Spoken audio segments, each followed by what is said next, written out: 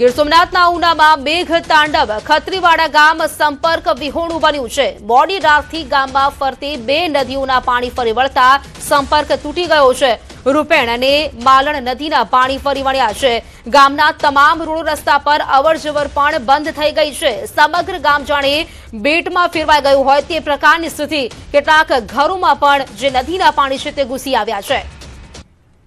તો ખત્રીવાડા ગામ પણ સંપર્ક વિહોણું બન્યું છે। વાત કરીએ ગીર સોમનાથના ઉનામાં પણ જે પ્રકારે વરસાદ વરસ્યો છે, અહીં વાત કરીએ બે નદીઓના પાણી છે તે ગામોમાં ફરી વળ્યા છે। નીચાણવાળા વિસ્તારો છે ત્યાં પાણી પહોંચી ગયા છે અને તેના કારણે ક્યાંક લોકોના ઘરોમાં પણ પાણી ઘૂસી ગયા છે। આ બે દ્રશ્યો આપ જોઈ શકો છો કે જે પ્રકારે ખેતરો છે તે પણ બેટમાં ફેરવાઈ ગયા છે અને બીજા દ્રશ્યો પણ આપ જોઈ શકો છો, રોડ રસ્તા છે તે નદી બની ગયા હોય તે પ્રકારના દ્રશ્યો। વાહન ચાલકો છે તેમને પણ હાલાકી ભોગવવી પડી રહી છે। આ તરફ ઘરો પાણી ઘૂસી ગયા છે તે પણ જોઈ શકાય છે। હું ખત્રીવાડા ગામના સરપંચ તરીકે સેવા આપું છું।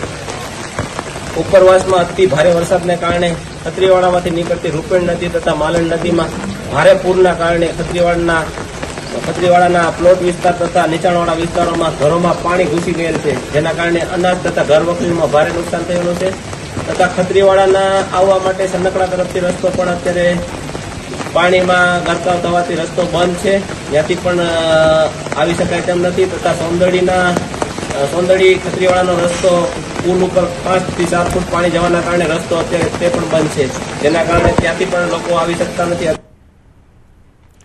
તો ગીર ગઢડાના કરેણી ગામે કેટલાક ઘરોમાં પાણી ઘૂસ્યા। મોડી રાત્રે વરસેલા ભારે વરસાદના કારણે પાણી ઘૂસી આવ્યા।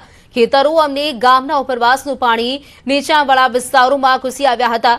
જોકે ગામના યુવાનો દ્વારા અનેક લોકોના ઘરની ઘરવખરી તણાય તે પહેલા જ સાચવી લેવાઈ। તો ગીર ગઢડાનું આ કરેણી ગામ જ્યાં કેટલાક ઘરોમાં પાણી ઘૂસી ગયા હોય તે પ્રકારની આ ભીતિ। ઉપરવાસમાં વરસાદની બીજી તરફ નદીઓમાં ઘોડાપૂર જેવી સ્થિતિ અને તેના જ કારણે નદીઓના પાણી છે તે નીચાણવાળા વિસ્તારોમાં પહોંચી ગયા છે અને નીચાણવાળા વિસ્તારો સાથે ગામોમાં પણ પાણી ઘૂસી ગયા છે। ગીર સોમનાથના ઉનાના સનખડા ગામે લોકોના ઘરોમાં પાણી ભરાયા। મોડી રાત્રે માલણ નદી બે કાંઠે વહેતા ઘરોમાં પાણી ઘૂસી આવ્યા। અનેક લોકોના ઘરોમાં પાણી ભરાઈ ગયા છે તેવી સ્થિતિ છે। જે પ્રકારે માલણ નદીમાં જે પૂર જેવી સ્થિતિનું નિર્માણ થયું છે ને તેના જ કારણે નદીનું પાણી છે તે લોકોના ઘરો સુધી પહોંચી ગયું છે। લોકોની ઘરવખરી છે તે પાણીમાં પલળી ગઈ છે। બે કાંઠે વહેતા ઘરોમાં પાણી વયા હોય તે પ્રકારના દ્રશ્યો। તો એક તરફ ગીર સોમનાથમાં ભારે વરસાદ વરસ્યો છે ને તેના કારણે નદીઓ છે તે બે કાંઠે વહેતી થઈ છે। લોકોને હાલાકી ભોગવવી પડી રહી છે। માલણ નદીનું આ રૌદ્ર સ્વરૂપ ગીર સોમનાથ જિલ્લામાં સતત વરસી રહેલા વરસાદના કારણે ઉનાના ગાંગડા ગામે ફાયર વિભાગ દ્વારા લોકોનું સ્થળાંતર કરવાની ફરજ પડી છે। મોડી રાત્રે માલણ નદી રૌદ્ર સ્વરૂપ ધારણ કરતા લોકોનું સ્થળાંતર કરવું પડ્યું। ગામમાં નદીના પાણી ઘૂસવા લાગ્યા હતા। માલણ નદીના પાણી ગામમાં ઘૂસ્યા હતા, જે બાદ ઉના ફાયર વિભાગે મોડી રાત્રે નીચાણવાળા વિસ્તારના અનેક લોકોના સ્થળાંતર કર્યા છે। તો અનેક લોકોના સ્થળાંતર કરવાની પણ ફરજ પડી છે। માલણ નદી છે તે રૌદ્ર સ્વરૂપે વહી છે ને તેના કારણે જે પાણી છે તે ઘરોમાં ઘૂસી આવ્યા છે। તો આ તરફ ગીર સોમનાથમાં 24 કલાકના વિરામ બાદ ફરી મેઘરાજાની એન્ટ્રી જોવા મળી।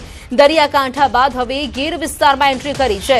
તલાલા, ગીર અને ગ્રામ્ય વિસ્તારોમાં ભારે પવન સાથે વરસાદની શરૂઆત થઈ ગઈ છે। વરસાદ સાથે ભારે પવન ફૂંકાતા વૃક્ષો જાણે હિલોળી ચડ્યા હોય તે પ્રકારની સ્થિતિ। તો લોકોના જીવ પણ તાળવે ચોંટ્યા છે। ગીર સોમનાથના ઉના મહુવા રોડ પર હોટલ અને હોટલનું કમ્પાઉન્ડ નદીમાં ફેરવાઈ ગયું હોય તે પ્રકારની સ્થિતિ। હાઈવે પરની ભગીરથ હોટલમાં નદીના પાણી ઘૂસી આવ્યા।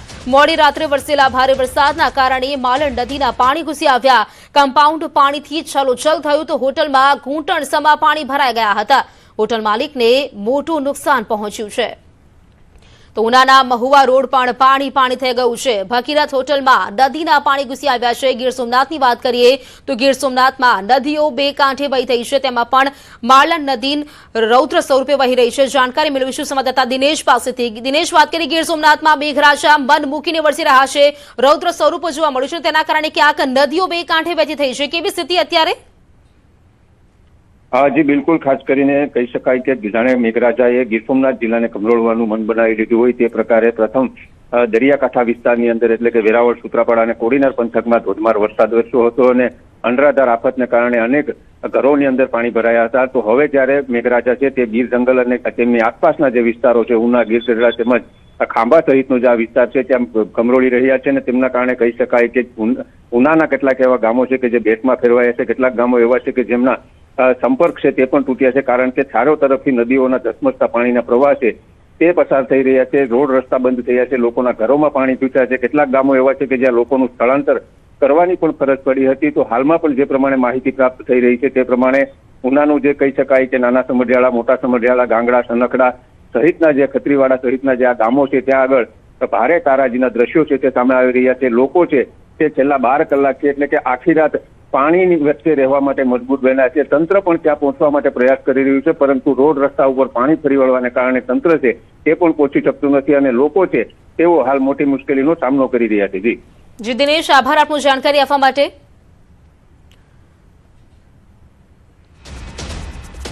ગીર જંગલમાં મેઘ તાંડવ, તુલસીશ્યામ ધામામાં ગીરના પાણીનું રૌદ્ર સ્વરૂપ જોવા મળ્યું છે. મોડી રાત્રે વરસેલા વરસાદે ગામમાં નદી જેવા દ્રશ્યો સર્જાયા છે. તુલસીશ્યામ ધામમાં જ્યાં જુઓ ત્યાં પાણી જ પાણી જોવા મળી રહ્યું છે. તો આ એક્સક્લુઝિવ દ્રશ્યો આપ જોઈ રહ્યા છો. ગીરમાં ધોધમાર વરસાદ વરસ્યો છે. જંગલમાં જાણે ગીર જંગલમાં મેઘ તાંડવ સર્જાયું હોય તે પ્રકારની સ્થિતિનું નિર્માણ થયું છે. તુલસીશ્યામ ધામમાં નદી જેવા દ્રશ્યો સર્જાયા છે. જ્યાં જુઓ ત્યાં પાણી જ પાણી, ક્યાંક ઘૂંટણસમાં તો ક્યાંક કેડસમાં પાણી જોવા મળી રહ્યા છે.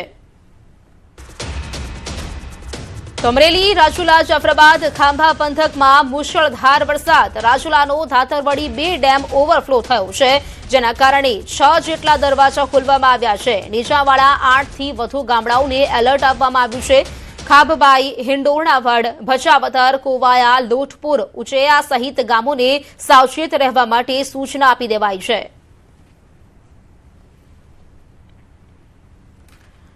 અમરેલી, રાજુલા, જાફરાબાદ પંથકમાં મુશળધાર વરસાદ. રાજુલાના ચૌત્રા ગામમાં રાયડી નદીમાં પૂર આવ્યું છે. ધસમસતા પ્રવાહના કારણે ચારે તરફ પાણી જ પાણી જોવા મળી રહ્યું છે. ધોધમાર વરસાદ પડતા ચૌત્રા ગામમાંની માફક વરસાદી પાણી વહેતા થયા છે. સાથે જાફરાબાદ તાલુકાના સરોવડાવાડી વિસ્તારમાં પાણી ભરાઈ ગયા છે. જાફરાબાદની જીકાદરી નદીમાં પૂર આવ્યું હોય તેવી સ્થિતિ. રાજુલા, જાફરાબાદ પંથકમાં ગામડાઓમાં પાણી વધી રહ્યા છે, પરંતુ ક્યાંક તંત્ર નિષ્ક્રિય જોવા મળી રહ્યું છે. અમરેલી, ખાંભા અને ગીરના ગામડાઓમાં મેઘો મુશળધાર વરસી રહ્યો છે. તોફાની બેટિંગ જોવા મળી રહી છે. ખાંભા ગીરના નાનુડી, ભાડ, વાંકિયા સહિતમાં ધોધમાર વરસાદ વરસ્યો. મેથિયાળા જંગલમાં ઉપરવાસમાં ભારે વરસાદના પગલે હળિયો નદી 2 કાંઠે વહેતી થઈ. ખાંભા શહેરની સ્થાનિક નદીમાં પૂર આવ્યું છે. ઉપરવાસના જંગલમાં વરસાદથી નાનુડી ગામની સ્થાનિક નદીમાં પૂર આવ્યું છે. પ્રથમ વરસાદમાં નદી નાળા છલકાતા સ્થાનિક ખેડૂતો અને લોકોમાં ખુશીનો માહોલ છે. વાવણી લાયક વરસાદ વરસતા જગતનો તાત ખુશખુશાલ જોવા મળ્યો.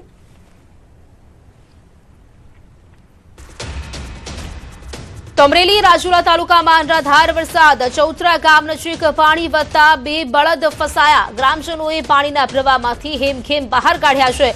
સુરક્ષિત રીતે બંને બળદને ચાલુ વરસાદથી બચાવવામાં આવ્યા. આ જો વિડીયો છે તે સોશિયલ મીડિયા પર વાયરલ થયો છે. તો અમરેલીમાં પણ ધોધમાર વરસાદ વરસ્યો છે. અનેક વિસ્તારો છે જ્યાં જળભરાવના દ્રશ્યો જોવા મળ્યા. રાજુલા તાલુકામાં અનરાધાર વરસાદ વરસ્યો, જેમાં 2 બળદ ફસાયા હોવાનું પણ સામે આવ્યું. વધુ જાણકારી મેળવીશું સંવાદદાતા રાજન ગઢિયા પાસેથી. રાજન, જે પ્રકારે વાત કરી, અમરેલીમાં વરસાદ વરસ્યો છે, જ્યાં જો ત્યાં જળભરાવની સ્થિતિ છે, હાલ કેવી સ્થિતિ ત્યાં?